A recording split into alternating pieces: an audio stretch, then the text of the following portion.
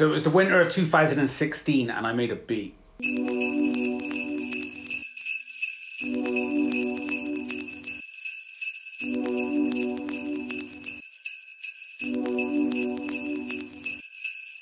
It was based on John Lennon's So This Is Christmas, and the second half that I've got of my verse that's on Why Don't You Listen to Me was initially written for that. So this is Christmas, what have you done? The old year is over and a new one's begun. Then in the winter of 2018 I started writing the lyrics for the first verse, what you hear on there now, but I didn't carry that any further and it just kind of sat there rotting. Another death on EastEnders, a miserable reminder how life is horrendous. The birth of our saviour, you don't love your neighbour. She is old and she's alone and she is weak like a wafer. Then a few months ago I had Steve Robinson up in the studio and I asked him to put some guitar on it. So he put this guitar on it and it forced me then to start writing the second verse. Got this fat guy climbing out from underneath my mantelpiece. Symbolically, he was never meant to be a sign of greed. Would likes and wants, abundance is its scarcity. Christmas time, white lines and lines get crossed. So the guitar that Steve put on there, it was amazing. But like my lyrics and that, it just made it far too depressing. And that wasn't what I was trying to accomplish. So with my lyrics, I was trying to accomplish this sense of realism of what a lot of people go through that time of year. So they just didn't work well. And I mean, they were depressing by my standards. And I wrote some really dark and depressing songs. So yeah, I just kind of had to stop it there and just remake the beat. I just fucking scrapped a lot of it and was like, nah, let's go again. And yeah, came up with that sort of slow tie, Mike Skinner sort of vibe to it.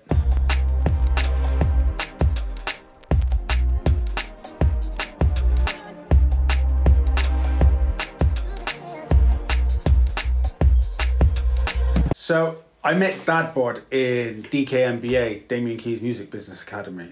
Through there, obviously I've been following his stuff and we chat and that. And there's a track, because he released an album earlier on in the year, and there's a song on there and it inspired me to reach out to him because I could just really hear him on the hook on this track. So reached out to him and yeah, he said yeah. So the first time I heard Don't Need That for Christmas, I was in my carport, I was pacing outside, chilling out. I hit play and I could hear the crackling coming in, the vinyl crackling, and I was like, oh, okay, I see. And I started kind of warming up to the idea, and then Gimson comes in with the flow, and I'm listening to all this stuff he's talking about, and I'm like, oh, I don't want that for Christmas. I don't want that for Christmas. And there's just this whole thing that started washing over me. And then all of a sudden the drums just drop out in the chorus, and I'm like, what the fuck, where's my kick? I'm getting ready, this is where I'm gonna sing, where's my kick? And I just have those jingle bells doing those eighth notes, and I'm like, oh boy, this is gonna be different.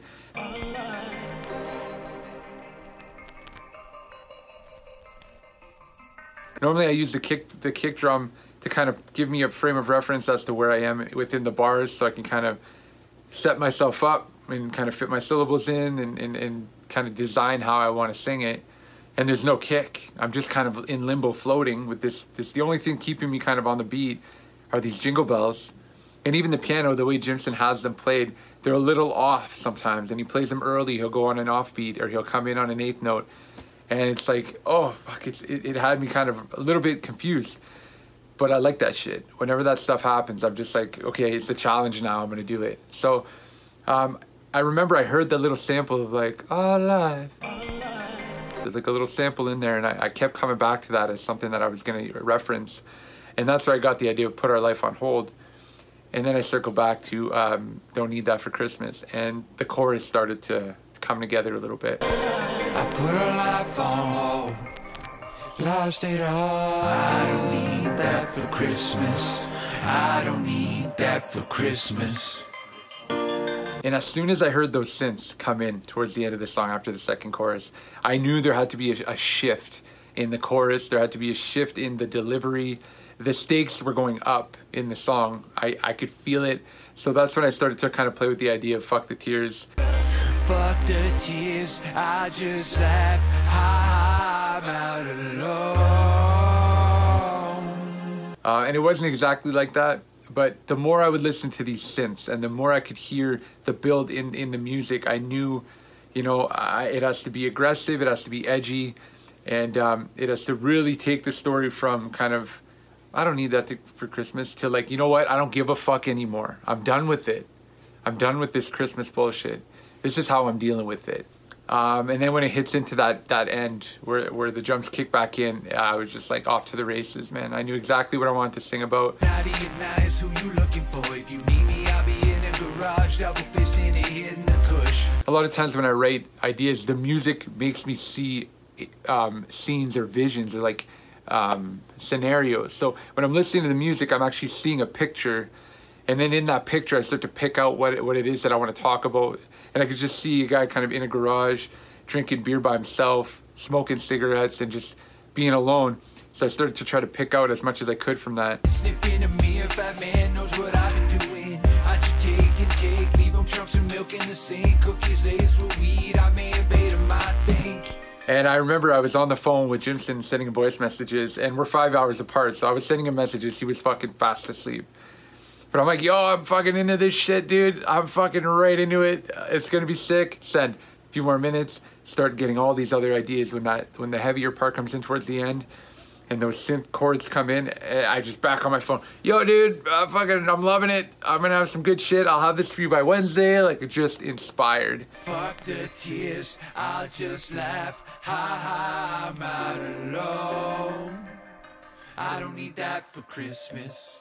So then this was coming up quite close to like sort of like the deadline now. So this was like sort of like mid to late November. I'm like, shit, I want to get this track out. So I did the mixing, I did the mastering. It took me about 6 or 7 revisions to kind of get it right, and then it got played on BBC Introducing the other night, and like I was listening to it for a Sonos, and I was like, that bass and that kick is just way too fucking heavy. And I thought it was really nice. But then I listened to it on other systems. I don't know whether that was just because where a radio compresses it or not. I'm not sure. But yeah, I got the mixing and mastering done. But then it came onto the promo. And the promo on this one was really fun. So we did the things like the 12 days of Christmas. On the second day of Christmas, my shadow gave to me absolutely 0 fucks. Twice. With a destructive personality. We got Santa. Surprise!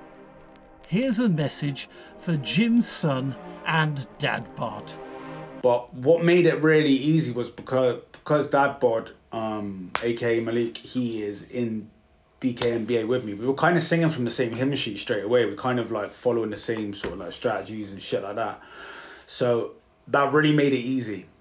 It made the promo side really easy, like, do you know what I mean? And we were going back and forth on ideas, and it was great. Riddled with dementia. The old man died last year. Community spirit is heartless, you're selfish, and that's clear. Drunk lads kick a tramp with something to laugh at, and then piss on his sleeping bag and upload it to Snapchat. Like after that, it was like sort of like, should we do like an acoustic version?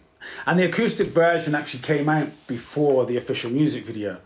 So with the acoustic version, it was like, well, how would this work? Like, usually like on the acoustic tracks that I do, I usually kind of like go and link up with the person and do it live. So we kind of had to do it separately, with DADBODD being over in Canada and me obviously being here in the UK. So that we kind of recorded and sent back and forth. I don't need that for Christmas. I don't need it no more. Got this fat guy climbing out from underneath my mantelpiece. Symbolically, he was never meant to be a sign of greed. Would likes and wants, abundances and scarcity. Christmas time, white lines and lines get crossed.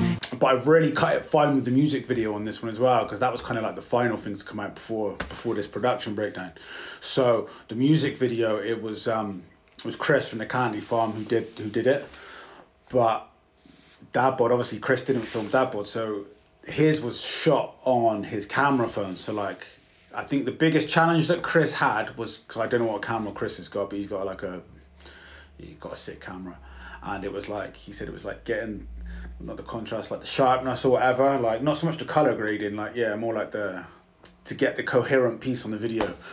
And I shot the video like, usually like, I like to have like a bit of buffer, like when I get the video back from Chris, but this one, it was cutting it fine. And I mean, he gave me the fine. So he sent me the video on the Thursday, the day before the video was going to be up, the official video, and he had 2 amendments that he wanted to do. I couldn't even notice the amendments, but it was 2 things that he didn't like.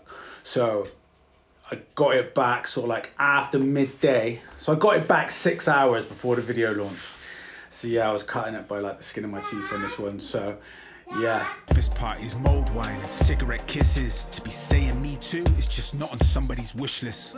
The other thing we had done, we got the hoodies done. So we got the DNTFX hoodies, and all profits from them are going to Julian S. That was another thing that we decided to do. So these ones are limited edition. And on the beard logo on the back, you got the DNTFX. Don't need that for Christmas. But obviously, like I said, we didn't put Christmas because we want you to wear it fucking any time of the year. But yeah, big up anyone who's bought one of them, and big up everyone else who's been supporting streaming and stuff like that. And if you haven't checked it out yet, yeah, go and check it out. Safe. I put a life on hold, lost it all. I don't need that for Christmas. I don't need that for Christmas. I put a life on hold, drown my soul. I don't need that for Christmas. I don't need that for Christmas. I don't need it no more.